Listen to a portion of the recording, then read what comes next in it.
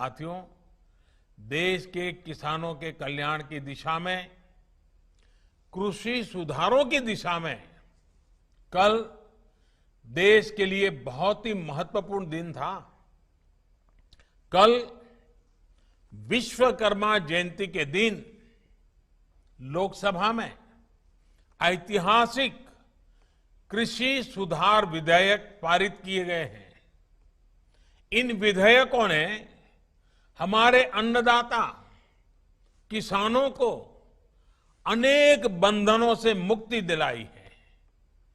आजादी के बाद किसानों को किसानी में एक नई आजादी देने का काम हुआ है। इन सुधारों से किसानों को अपनी उपज बेचने में और ज्यादा विकल्प मिलेंगे और ज्यादा अवसर मिलेंगे। मैं देश भर के किसानों को इन विधेयकों के पारित होने पर बहुत बहुत बधाई देता हूं।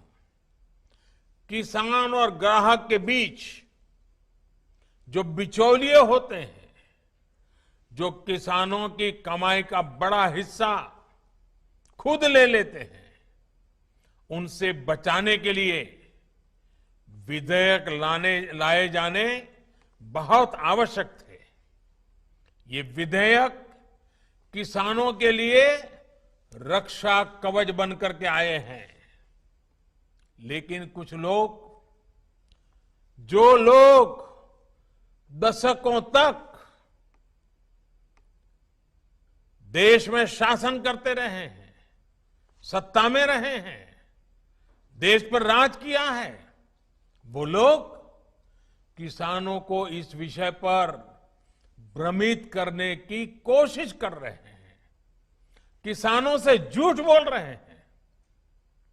साथियों, चुनाव के समय किसानों को लुभाने के लिए बड़ी बड़ी बातें करते थे, लिखित में करते थे, अपने घोषणा पत्र में डालते थे और चुनाव के बाद भूल जाते थे।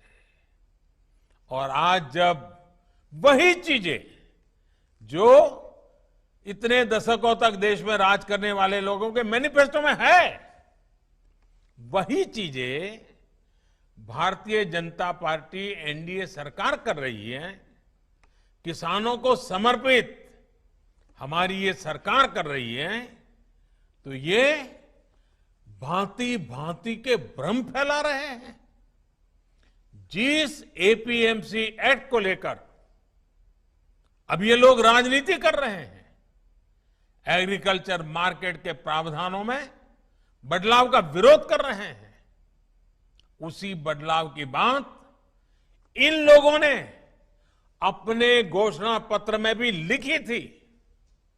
लेकिन अब जब एनडीए सरकार ने यह बदलाव कर दिया है, तो ये लोग इसका विरोध करने पर, झूठ फैलाने पर, भ्रम फैलाने पर उतर आए हैं। सिर्फ विरोध के लिए विरोध करने का ये एक के बाद एक अनेक उदाहरण सामने आ रहे हैं। लेकिन ये लोग ये भूल रहे हैं कि देश का किसान कितना जागृत है।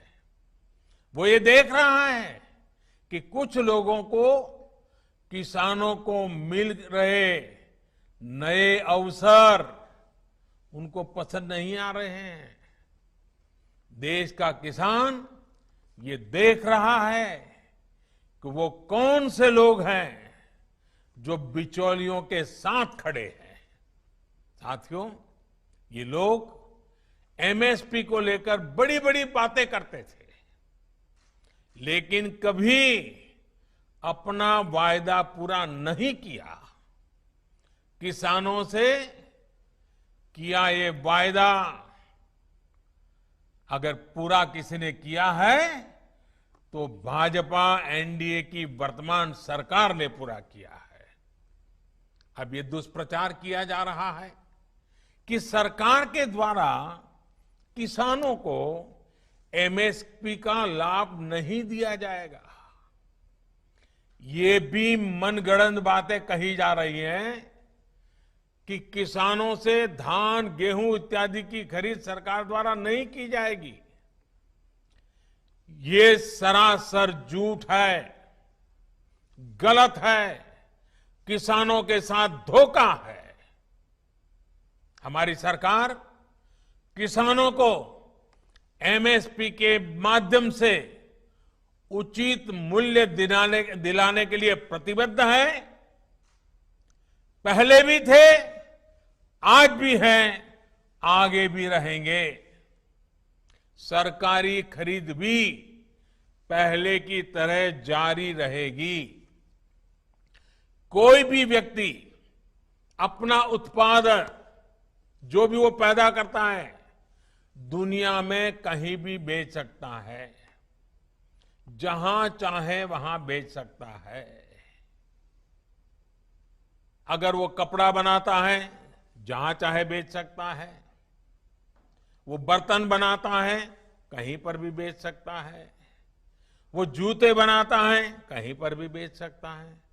लेकिन एकमात्र केवल मेरे किसान भाई बहनों को इन अधिकारों से वंचित रखा गया था, मजबूर किया गया था।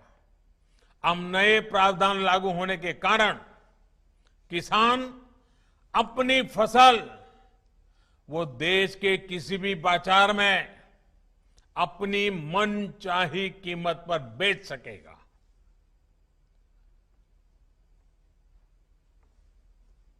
ये हमारे कोऑपरेटिव्स, कृषि उत्पादक संघ, एपीओस और बिहार में चलने वाले जीविका जैसे महिला स्वयं सहायता समूहों के लिए एक सुनहरा अवसर लेकर आया है। साथियों, नीतीश जी भी इस कार्यक्रम में मौजूद है। वो भली भांति समझते हैं कि एपीएमसी एक्ट से किसानों का क्या क्या नुकसान होता रहा है। यही वजह है कि बिहार का मुख्यमंत्री बनने के बाद अपने शुरुआती वर्षों में ही नीतीश जी ने बिहार में इस कानून को हटा दिया था। जो काम कभी बिहार ने करके दिखाया था, आज देश उस रास्ते पर चल पड़ा है।